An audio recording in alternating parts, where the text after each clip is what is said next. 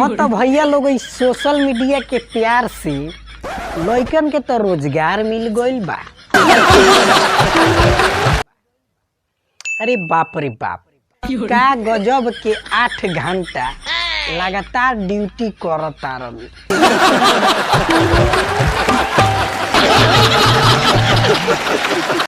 कबो कबो तो ओवरो टाइम करे में जुट जाता रहलू।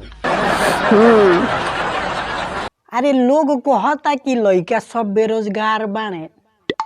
ए भैया लोग, अरे कहाँ बेरोजगार बाने लइका सब तो रोजगारे में लागल बाने।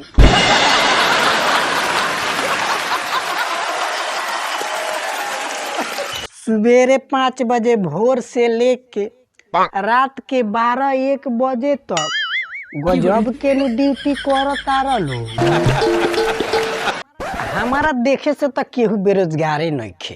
सारा लइका लइकी इहे सोशल मीडिया के रोजगार में लागल बाने आ एकदम फुल टाइम ड्यूटी होत बा।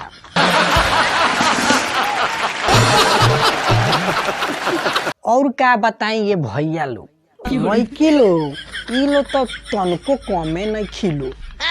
ई लोग एक ही आईडी से कगो अकाउंट बना के कितना मुर्गा लोग के फसैले बाड़ी लो। पूरा महीना के खर्चा उहे लो चलावत बाड़ लो। बाकी सबसे ज्यादा प्यार तो फेसबुक पर होता।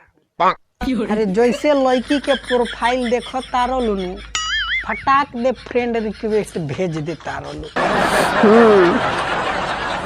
हमने जैसे फ्रेंड रिक्वेस्ट एक्सेप्ट होता कि लड़का लो सपनाए लागता रहलू कि अब तो हम एकरे से बियाह करें।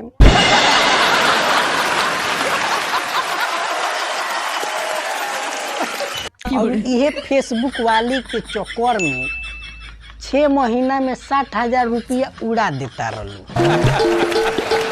और बाद में पता चलता कि जावना लुलिया से बतियावत रहल हलू उ तो कौनो कालिया हो।